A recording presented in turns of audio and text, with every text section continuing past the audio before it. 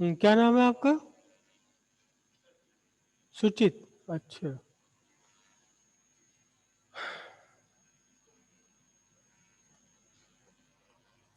सुचित ने कल कुछ अपने घर में देखा और वो उन्हें समझ नहीं आया। वो कह रहे हैं कि ये क्या चक्कर है, ये क्या चक्कर है। सुचित ने एक सिंपल सी बात क्या देखी कि एक छल्ला हम्म, ये एक छल्ला, और इसे लेके इन्होंने उंगली में नचाना शुरू कर दिया, ये ऐसे।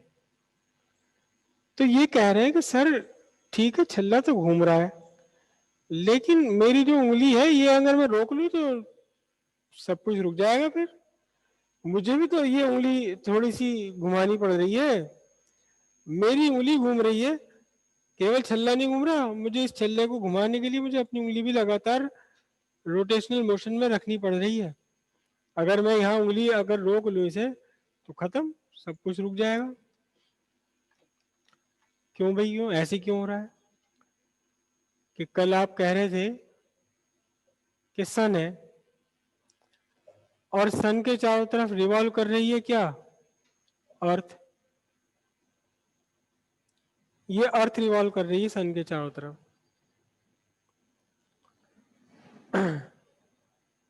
और सन अपनी जगह फिक्स है, अर्थ इसके चारों तरफ रिवॉल्व कर रही है। अगर मैं अर्थ को एक छल्ला मान लूं तो फिर सन कैसे फिक्स है अपनी जगह पर? सन क्यों अपनी जगह फिक्स है? जो हम एक वर्ड बोलते हैं ना, सेंटेंस बोलते हैं क्या? अर्थ रिवॉल्व राउंड द सन। ये जो कहते हैं हम, जो बिल्कुल नर्सरी क्लास से ही आप सबको बताना शुरू हो जाता है, अर्थ रिवॉल्व राउंड द सन या moon revolve round the earth, ये दोनों ही आपसे बिल्कुल सरासर झूठ कहा जा रहा है। ऐसा होता ही नहीं, ऐसा नहीं होता।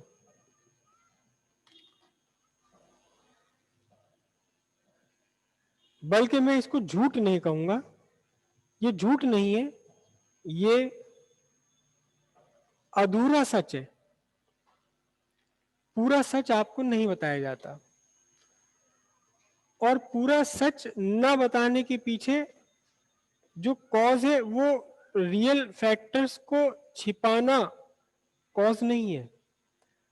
पूरा सच आपको इसलिए नहीं बताया जाता क्योंकि पूरा सच आपको समझ में आएगा नहीं। तो सारी बातें आपको 11th क्लास में 10th क्लास में समझा दी जाए तो आगे फिर क्या पढ़ाएंगे आप, है ना? आप जो जब आप अगर आप में से कोई पीएचडी करोगे तो आप बहुत सारी नई चीजें सीखोगे वहां पर जो आपने इससे पहले नहीं सीखी होगी। 10th में नहीं सीखा होगा, 11th में नहीं सीखा होगा, ग्रेजुएशन में नहीं सीखा होगा, पोस्ट ग्रेजुएशन में नहीं सीखा होगा, वो आप यहाँ जाके सीखेंगे जब आप पीएचडी करेंगे।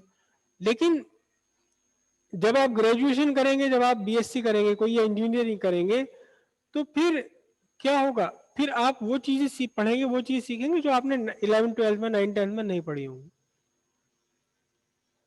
तो आपको यहाँ बहुत सारी चीजें जो 11th 12th क्लास होती है, ये एक्चुअल में 11th क्लास आपका 11th क्लास से एक्चुअली आपका कोई भी सब्जेक्ट स्टार्ट होता है, चाहे वो फिजिक्स हो या केमिस्ट्री हो, मैथ तो खैर नहीं कह सकते, ये स्टार्ट है। इससे पहले जो फिजिक्स पढ़ी है आपने वो सब आपका दिल बहलाने के लिए पढ़ा दिया गया था, ऐसे पागल बना दिया गया था आप सबका।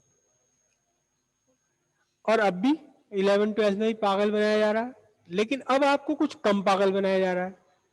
कुछ रियलिटी भी बताई जा रही है, कुछ पागल भी बनाया जा रहा है। बीएससी में जब आप जाओगे, ग्रेजुएशन में जाओगे, इंजीनियरिंग में जाओगे, तो आपको थोड़ा सा और कम पागल बनाया जाएगा। वहां भी पागल तो बनाया जाएगा, आपका बेवकूफ तो बनाया जाएगा वहां भी, लेकिन कुछ कम।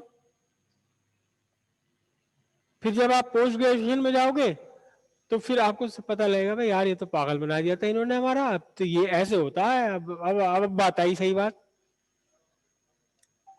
अब अगर अभी बता दी जाए आपको ग्रेजुएशन पोस्ट ग्रेजुएशन की सारी बातें तो सर से ऊपर निकल जाएंगी। कारण कारण सब कुछ आपस में इंटरलिंक्ड होता है। ऐसा नहीं है कि आप फिजिक्स पढ़ेंगे तो आपको केमिस्ट्री से कोई मतलब नहीं होगा, केमिस्ट्री पढ़ेंगे तो आपको फिजिक्स से कोई मतलब नहीं होगा। सब चीजें आपस में मिली हुई होती हैं, सब चीजें आपस में लिंक्ड होती हैं। जब एक चीज समझ आती तो उससे अगली चीज समझ आती, जब एक चीज समझ आती तो उसका लिंक दूसरे से जाकर के जुड़ जाता है। फिर भी मैं आपको बताने की कोशिश करता हूँ, कोशिश कर रहा हूँ समझाने की, और मुझे उम्मीद है समझ आ जाएगा। जब यहां तक आपने इतनी बात सोची है तो आपको समझ भी आ जाएगा। समझ भी आपको आ जाएगा, आराम से समझ आ जाएगा। इससे पहले कुछ और खेल करते हैं, जरा कुछ और खेल करते हैं। ये एक पेन की मेरी रिफिल है, खाली रिफिल, जिसको मैं फेंकता नहीं हूँ, कबाड़े को भी अपने पास सहेज कर रख लेता हूँ।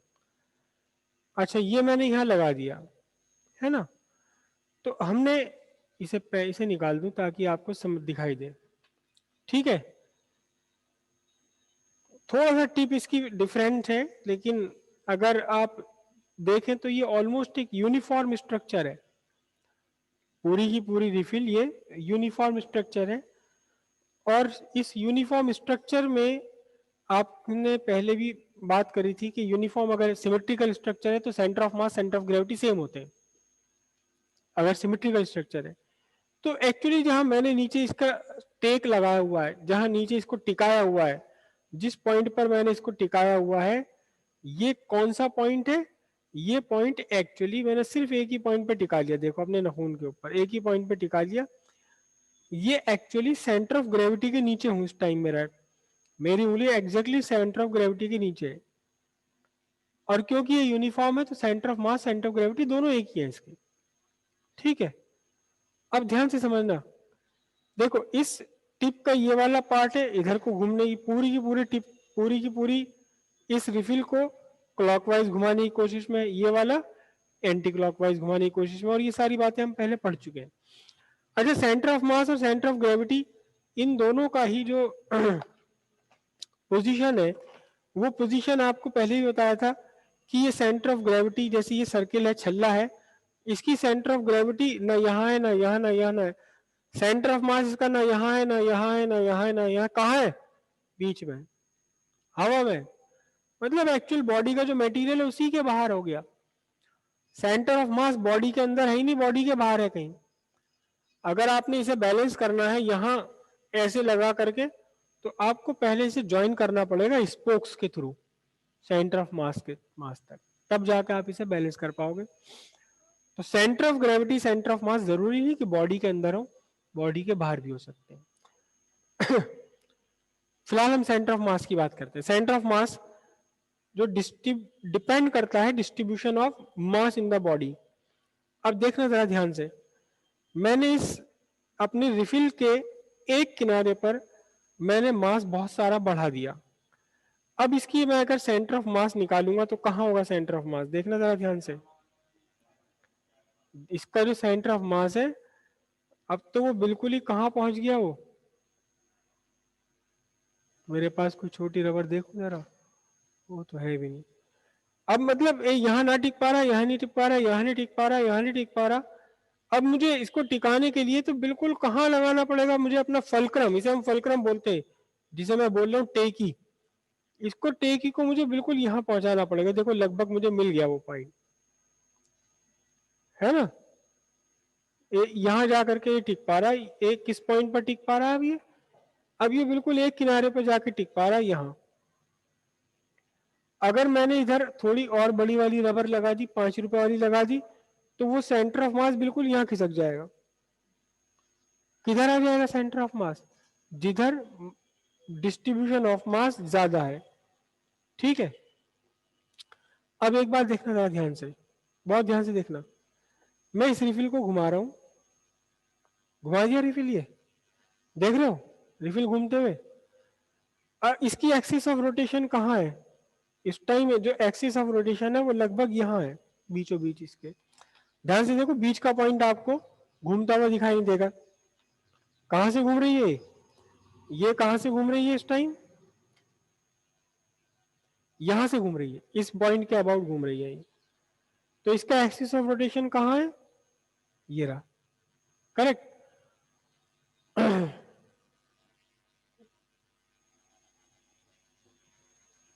अब जरा ऐसे घुमाना मुझे मुश्किल पड़ेगा, लेकिन कोशिश करता हूं। रबर तो वैसे ही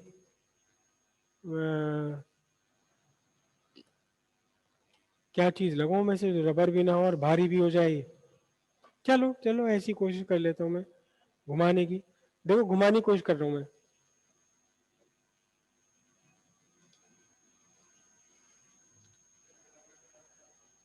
हाँ हाँ हाँ, बिल्कुल समझ गए आप। बिल्कुल, अब आप समझ गए।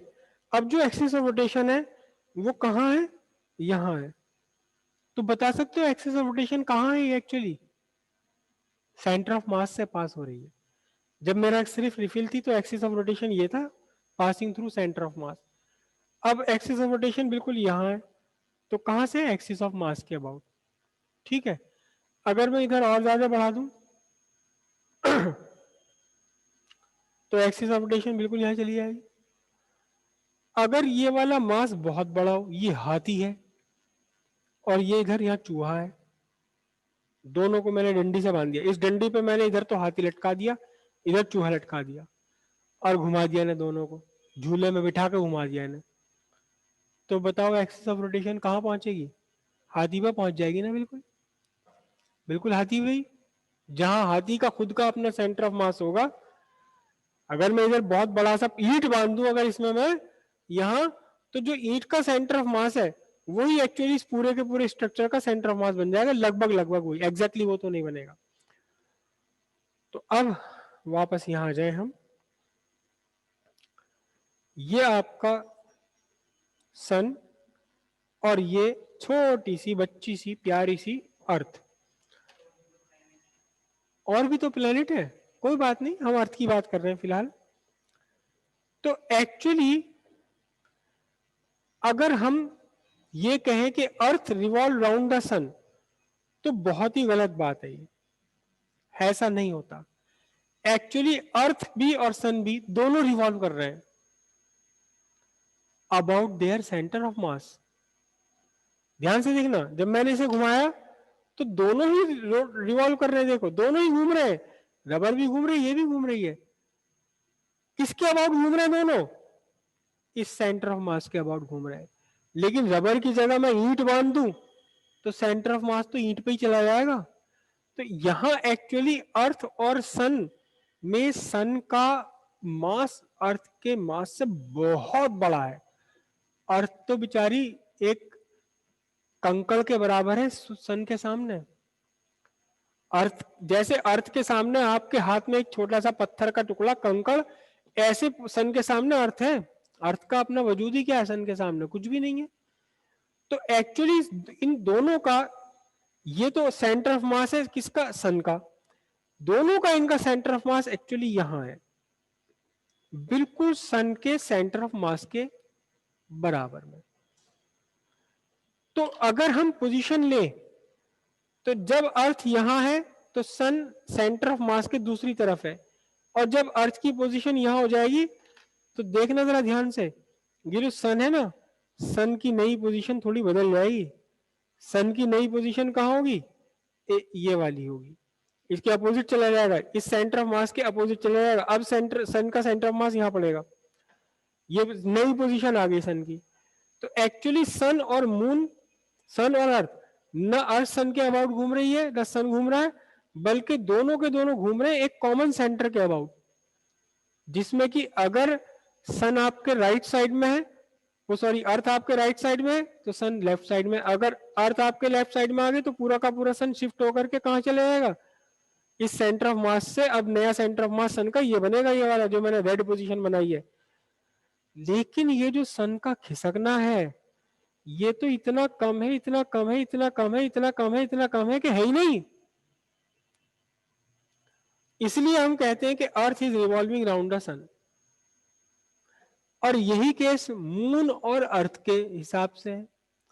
एक्चुअली मून और अर्थ, ये हमारी अर्थ है, यहां ये हमारी अर्थ, और इसका भी बच्चा कौन, मून, और मून रिवॉल्व कर रहा है राउंड द अर्थ ना, गलत बात है बिल्कुल।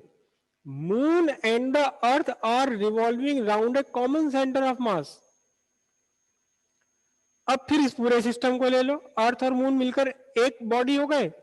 सन के लिए, सूरज के लिए अर्थ और इसका बच्चा, ये दोनों अलग अलग चीज नहीं है। सूरज के लिए तो ये और ये दोनों एक ही है। तो एक्चुअली सन और ये अर्थ, मून, मून और अर्थ दोनों मिलकर के किसी एक कॉमन सेंटर के अबाउट रिवॉल्व कर रहे हैं।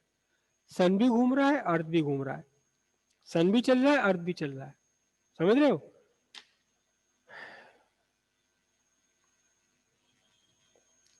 ये सन और ये मून, ये सन ये अर्थ। देखना ध्यान से, फर्क मिला आपको?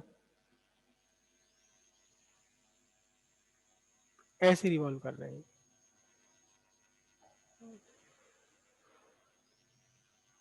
इनका कहीं एक कॉमन सेंटर होगा, लेकिन अब भी मैं तो सिक्के को बहुत हिला रहा हूं।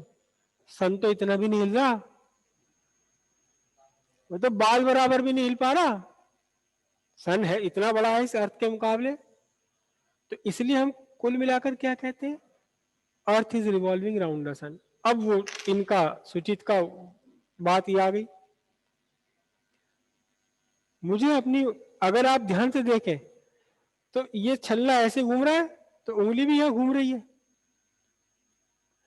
जब छल्ले का, ये देखो यहां कहीं होगा, इस टाइम ये छल्ले का सेंटर ऑफ मास है और मैंने ये उंगली लगा रखी है, ये मेरी उंगली का सेंटर ऑफ मास, लेकिन दोनों का कॉमन सेंटर ऑफ मास यहां पड़ेगा ही, इसी के अबाउट घूम रहे हैं। जब मेरी उंगली इधर है तो सेंटर ऑफ मास, अब मैं यूं कर लूंगा तो उंगली मेरी इधर आ गई कॉमन सेंटर के, और इसका सेंटर मास दूसरी तरफ चला गया। लेकिन यहां हमारे इस छल्ले में और उंगली के मास में इतना बड़ा डिफरेंस नहीं है, इतना बड़ा डिफरेंस सन और अर्थ के मास में है। इसलिए हमें तो उंगली का मोशन भी दिखाई दे रहा है और उंगली भी घूमती हुई, देखो ध्यान से, उंगली मेरी है घूम रही है ऐसे, और छल्ला भी घूम रहा है। हाँ, जितना भारी छल्ला लेते चले जाओगे उतना ही ज्यादा आपका उंगली का मोशन आता चला जाएगा। अगर आप छल्ला इतना भारी ले लोगे, टायर ले लो, किसका, ट्रैक्टर का, घुमाओ उंगली से पता लग जाएगा क्या हो। ट्रैक्टर का टायर लेकर घुमा दो उंगली से, पता चलेगा टायर ना घूम रहा, उंगली घूम रही है। क्यों? अब उंगली हल्की पड़ गई, छल्ला भारी हो गया। तो छल्ला वही रहेगा जहां उसका सेंटर ऑफ मास है, छल्ले का सेंटर ऑफ मास वही रहेगा जहां उसका है अपना। उंगली घुमानी पड़ेगी, आपकी उंगली घूम जाएगी, टायर ना घूमे। क्लियर है कुछ बात?